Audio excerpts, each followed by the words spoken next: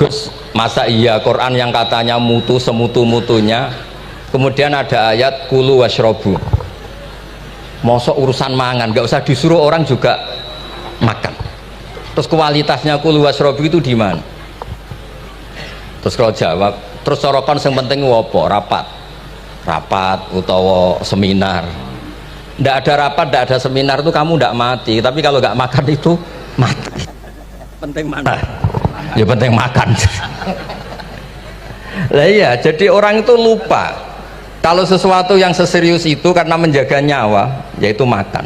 Terus karena makan tuh hal yang murah dianggap biasa, itu bahaya. Sehingga sebetulnya yang kita bisa jadi wali lewat hal-hal keseharian tidak bisa jadi wali karena tadi. Saya punya hadis, ini mudah sekali untuk Anda jadi wali, bahkan di atas wali lah. Inna woha ta'ala layar do anil abdi, pakai inna masih pakai lam taukid. Inna woha layar do anil abdi ayak kulal aklata fayahmadahu alaiha aw yasroba syarba fayahmadahu alaiha. Allah itu sangat ridho ada orang makan satu asupan kemudian dia muji Allah. Loh, orang tidak punya alpat itu tidak mati, tidak punya tanah ribuan hektar itu tidak mati, tapi kalau nggak makan sesuap nasi mati. Penting mana? Penting makan. Tapi gara-gara kamu tamak untuk syukur nunggu punya alpat, untuk syukur nunggu punya tanah banyak, Anda ini bodoh, mau syukur saja syaratnya kok banyak. Jadi sebetulnya kalau kita mau jadi wali itu cukup setiap makan itu kamu syukur. Fayahmadahu alaiha.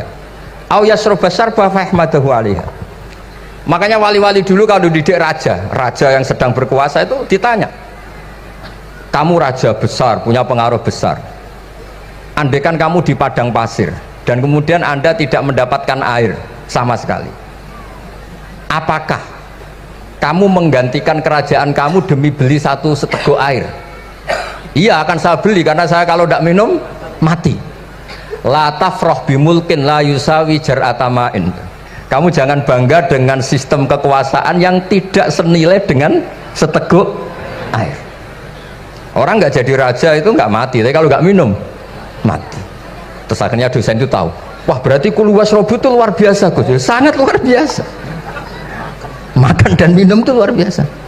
Makanya terus ada kiai mertamu mangan. Kalau tadi baru datang kon mangan, di sini ya ada mangan. Ya saya anggap aja itu proses jadi wali, ngoten Pak. Jadi segampang itu jadi wali. Nah, kemudian gara-gara torekoh terus jadi wali ku repot kon maca 10.000 wiridan kon opo. Kesuwen nih cara-cara kesuwen. Karena ini partai enggak torekoh tadi.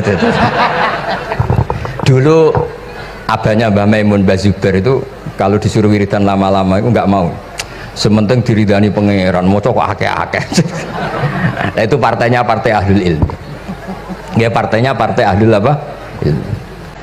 Nah kemudian karena saya ini nekuni tafsir ya, itu saya kepengen ya menggerakkan supaya ilmu Quran itu menarik. Caranya apa? Cari sisi ekstrimnya. Kalau bolak-balik kenapa sih orang nggak janggal itu udah iskal. Quran itu kan kalamu, salah lagi Quran itu kalamu. Masa iya Allah yang Tuhan kemudian ngendikan iya kana budu wa iya kanas tai. Kepadamu aku menyembah. Masa Allah ngendikan gitu pada kekasihnya Nabi Muhammad. Padahal Allah itu al-ma'bud bukan abid. Allah yang disembah bukan yang menyembah. Semua ahli tafsir, saya bukan bilang sebagian, semua ahli tafsir pasti ngendikan begini. Wa yuqaddaru qabla qaulihi ta'ala iyyaka na'budu qulu. Sebelum iyyaka na'budu itu ada kata yang disimpan yaitu qulu. Jadi iyyaka na'budu itu betul ngendikane Allah, cuma sudah dikasihkan Jibril kepada umatnya Rasulullah. Jadi Jibril bilang gini ke Rasulullah Muhammad qul iyyaka na'budu. Kemudian Nabi juga bilang ke umatnya qulu iyyaka na'budu. Jadi ini kalamu yang sudah milik kita. Nah berhubung milik kita sah mengatakan iya karena karena kalau tidak janggal, masa iya Allah berdoa ihdinas siratal mustaqim, tunjukkan kami jalan yang benar. Lah kalau ihdinas siratal mustaqim kalamu berarti kan Allah yang berdoa. Nah sehingga semua tafsir bilang sama, wa yuqaddaru qabla qauli ihdinas siratal mustaqim qulu. Nah terus ada mufassir lain bilang jangan mulai iya karena butuh ya semuanya, mulai bismillah qulu bismillahirrahmanirrahim. Masa iya Allah sendiri yang bilang bismillahirrahmanirrahim. Nah dengan tafsir seperti ini terus kita akhirnya lagi-lagi kembali ke usul fikih, kembali ke balaghah, kembali ke nahwu. Kalau ndak ya Anda akan menafsiri Quran pakai logika Anda sendiri sampai ada mungkirus sunnah. Pokoknya sementing kembali ke Quran, orang roh Quran itu kayak apa. Saya kemarin ngaji di Sedan di daerah saya bilang Sayyidina Umar itu Islam sebelum minta hidayat. Khalid bin Walid ya Islam sebelumnya ya tidak minta hidayat. Lah itu kan janggal, padahal katanya Quran itu hudal lil muttaqin, petunjuk bagi mereka yang takwa. Padahal tidak ada sabkut takwa untuk Umar. Umar tidak pernah takwa, tapi nyatanya Islam. Bahkan dia masuk ke rumahnya Zaid bin Arqam itu mau bunuh Nabi, mau nyari Nabi, bukan mau Islam. Tapi ketika dengar iparnya membaca Toha ma anzalna alikal Qur'ana litasqa, kemudian dia masuk Islam. Lalu gimana tentang hudal lil muttaqin, petunjuk bagi mereka yang takwa? Banyak ulama yang mengatakan lil muttaqin itu balaghahnya lil iktifa, lil muttaqina wa ghairihim. Jadi Quran itu petunjuk bagi yang takwa dan yang tidak takwa. Dan itu di bahasa Arab sah. Di bahasa Arab sah. Misalnya gini ya, kalau sampean punya ponakan dolan, congcong nang mangan. Ya maksudnya ya mangan mbek ngombe, mangan tok seretan mati kan. Itu kan satu paket. Sarobila taqikumul harra wal barda. Pakaian yang melindungi dari panas. Di situ gak disebut wal barda, tapi artinya juga wal barda. Karena kalau tidak diartikan lil iktifa, nanti Quran itu memberi petunjuk bagi yang sudah muttaqin. Corong doang nguyai segoro, wis takwa kok. Nah ini kita butuh ahli tafsir yang al-usuli. Karena itu yang menjadikan Quran punya kualitas lagi.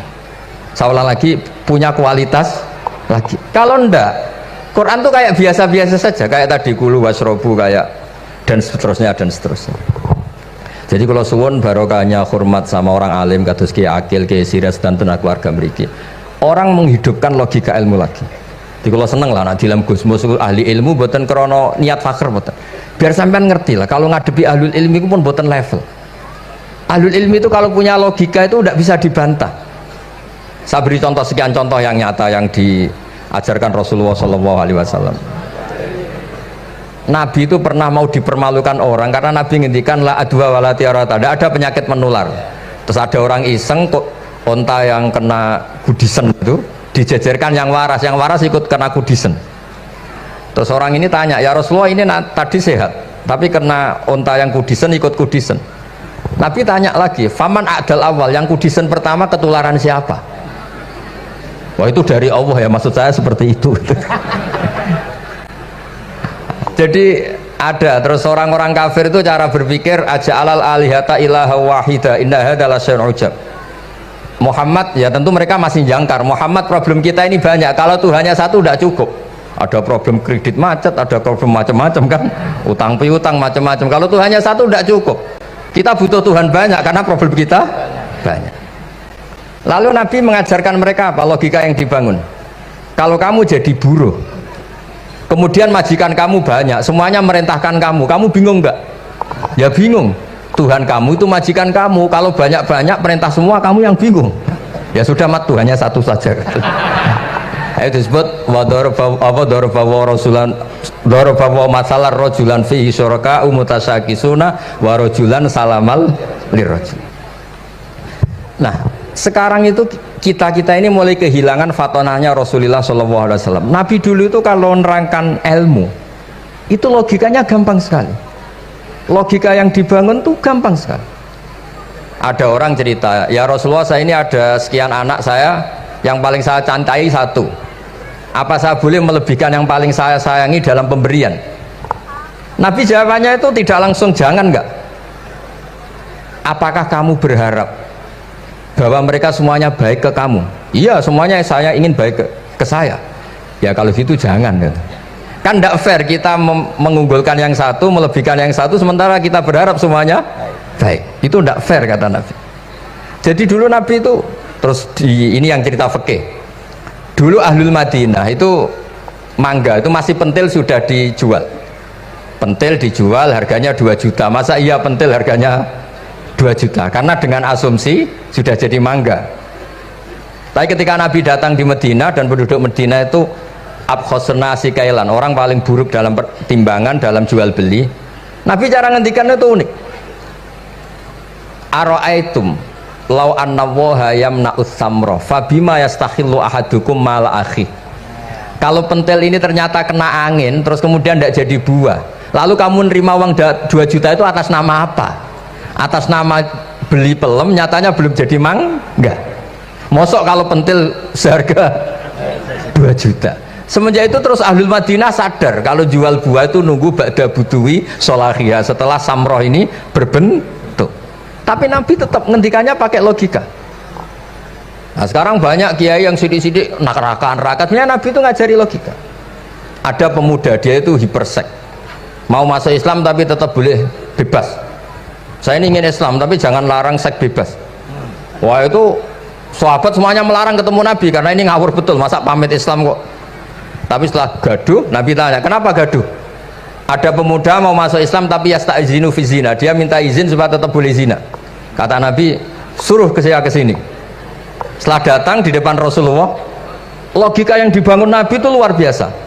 Atuhibbuhu li bintik, kamu suka punya anak putri kemudian jadi demenannya orang laki-laki hidung belang? Ya enggak, saya bunuh orang itu. Andaikan itu ke ibu kamu, saya bunuh orang itu. Atuhibbuhu li bintik, atuhibbuhu li ummik, atuhibbuhu li ukhtik, atuhibbuhu li kholatik. Kamu suka punya anak putri yang jadi demenannya orang? Ya tidak suka ya Rasulullah. Kamu suka kalau punya ibu didemeni orang banyak? Ya tidak suka Nabi. Sampai otaknya itu yastakbihu zina, sehingga otaknya itu wah zina itu buruk betul. Akhirnya ya Rasulullah sudah, saya mau masuk Islam tanpa zina-zina. Karena logika yang dibangun Nabi itu luar biasa. Nabi pertama mengingatkan atuhibbuhu li bintik, atuhibbuhu li ummik, atuhibbuhu li ukhtik, atuhibbuhu li kholatik. Sampai dia ini nggak bisa apa-apa. Sudah Nabi sudah. Jadi logika ini yang harus kita waris. Lagi-lagi kembali yang bisa waris itu ahlul ilm. Sama itu kan kayak diskusinya Nabi Yahya dan Nabi Isa. Nabi Yahya itu suka berkawan orang-orang soleh. Setiap berkunjung di mana itu nyari yang orang-orang soleh. Ditanya kenapa kamu berkawan orang soleh? Ya berkawan orang soleh itu asik. Tapi kalau Nabi Isa enggak. Kalau ada desa-desa yang masih hitam, masih merah itu dikunjungi, kemudian dibina. Ditanya sama Nabi Yahya, lima anda tanzilu ala syirarin nas, kok kamu kumpul orang-orang yang kayak gitu? Jawabnya beliau, innama ana tabibun udawil mardo. Di mana-mana Nabi itu ya dokter, di mana-mana dokter nyembuhkan yang sakit. Jadi dulu logika kebalikan itu dibangun, sehingga dulu ulama khilaf itu ikhtilaful a'immah apa? Rahmah. Masyhur itu. Saya sering cerita dan itu ada di kitab Khilyatul Auliya. Nabi Yahya itu lebih ceria. Nabi Isa itu agak sering cemburut. Atau kebalikannya, pokoknya yang satu tuh mali aro ka'abisan ka'annaka taqnatu min rahmatillah. Kamu kok sering cemburut, seakan-akan rahmat Allah itu terbatas, wong kok ora iso syukur. Yang satu gojlok, mali aro ka dohikan ka'annaka ta'manu min makrillah. Kowe kok guya-guyu, kok is bebas kok neraka wae gitu. Nah, sehingga ya itu tadi sudut pandang. Makanya saya sering cerita dulu kalau Said Abdul Al-Haddad itu tanya, "Cung kowe ngaji sopo?" "Ngaji si A." "Kiaimu tau nangis?" "Ndak." "Ojo ngaji, kiaimu ati atos, kiai kok ora iso nangis." Tapi kalau Abdul Hasan Asadili kebalikan, "Cung kowe ngaji sopo?" "Ngaji si A." "Kiaimu tau guyu nak ngaji?" "Mboten nate." "Ora usah ngaji wong ora iso syukur." Jadi nah itu yang akhirnya menjadi keseimbangan khaufau wa tama. Ada khauf, ada apa? Roja. Sehingga karena sudut pandang itu nggak bisa dihilangkan, sawalnya nggak bisa dihilangkan. Ini yang sering diceritakan kisah itu kakaknya ini.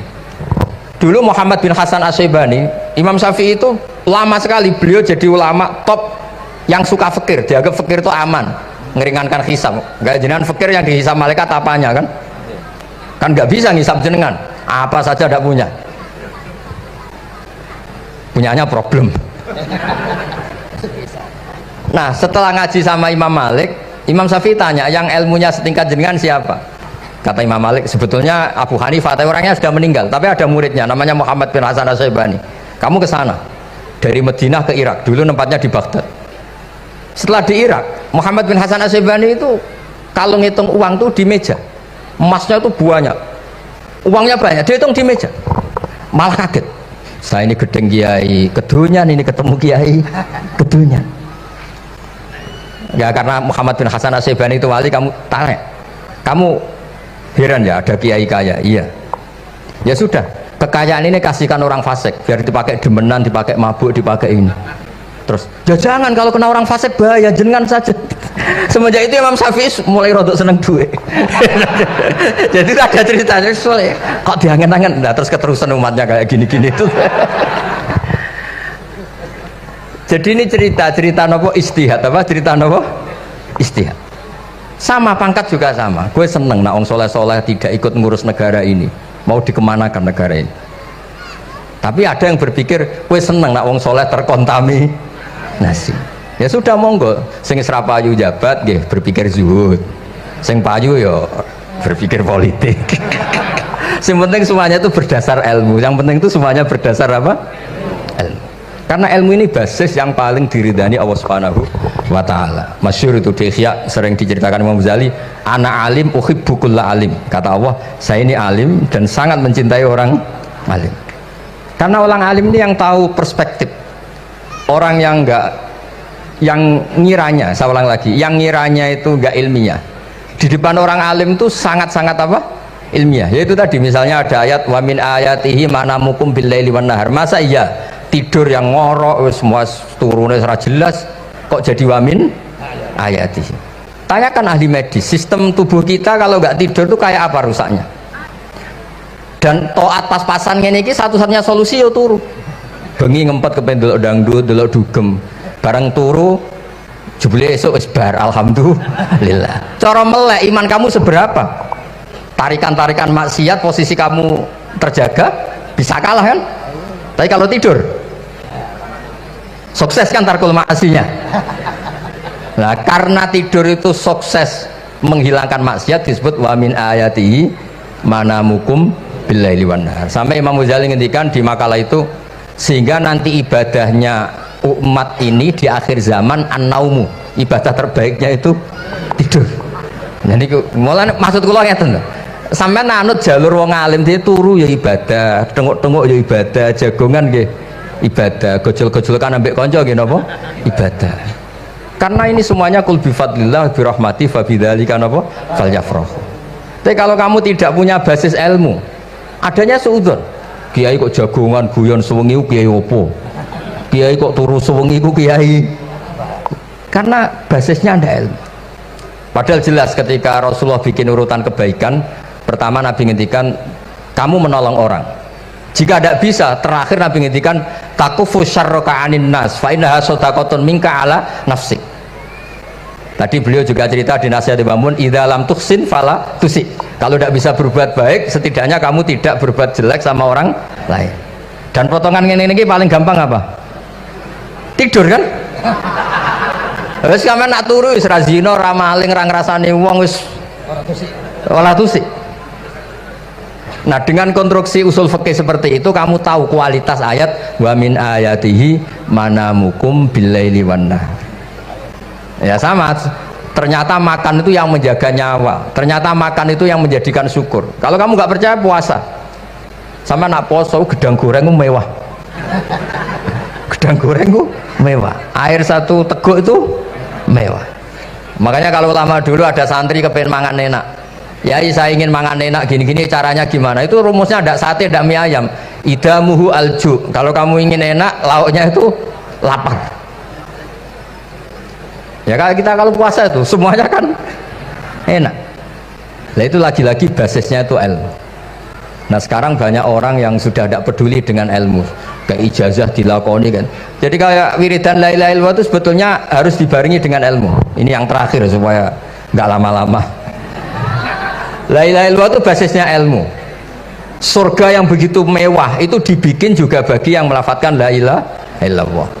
Neraka yang begitu ekstrim, sampai kalau benda dijatuhkan dari atas ke neraka itu sampai bawah nunggu 70 tahun. Bisa kamu bayangkan kalau kamu di dalam, naiknya susah itu. Ini dijatuhkan ke neraka itu sampai bawah nunggu berapa? 70 tahun. Loh, neraka sebegitu ekstrim itu dibikin untuk yang menolak la ilaha illallah. Berarti kalimat ini kalimat spesial, kalimat yang neraka dibikin ya atas nama itu yang menolak, surga dibikin juga atas nama itu yang menerima. Itu satu saktinya la ilaha illallah.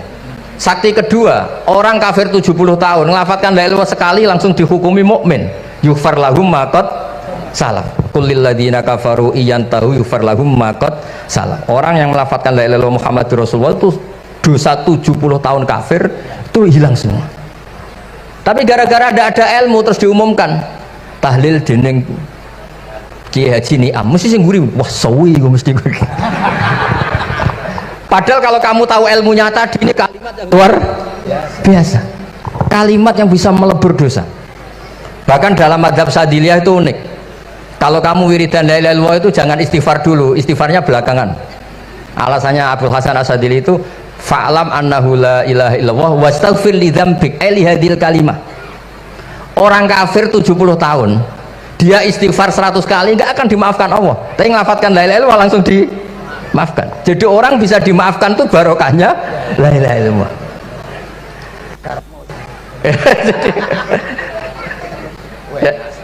Ya kan? Jadi orang kafir 70 tahun wirid istighfar 100 kali atau 1000 kali dimaafkan enggak kan? Tapi kalau membaca la ilaha illallah dimaafkan. Jadi istighfar tuh ngefek positif itu kalau dibarengi la ilaha illallah. Makanya wastaghfir li dzambika bihadil kalimah, cara Abu Hasan. Kamu boleh istighfar berdasar hadhil kalimah, berdasar la ilaha illallah. Tapi terus kemudian ya thariqah itu banyak, itu urusan rasa. Justru karena la ilaha illallah kalimat thayyibah harus disucikan dulu. Caranya istighfar dulu. Nah itu urusan monggo lah. Tapi apapun itu basisnya harus napa? Ilmu. Basisnya harus ilmu. Jangan malah sentimen. Wong di kuburan wiridan la ilaha illallah dihukumi kafir. Nah, itu kan aneh. Wong kalimat ini yang kafir saja menjadi muslim, sekarang yang muslim menjadi kafir. Itu paham kok seaneh itu gitu kan. Ya karena basisnya ada ilmu tadi. Coba kalau basisnya ilmu itu kan aneh betul. Hadil kalimah kalimatun soro bihal kafiru musliman fakaifa sorol muslimu bidzalika kafiron. Ini kalimat yang kafir saja menjadi muslim, masa dengan kalimat yang sama yang muslim menjadi aneh gak? Aneh. Jadi kalau suwon pokoknya basis ilmu harus sekuat-kuat.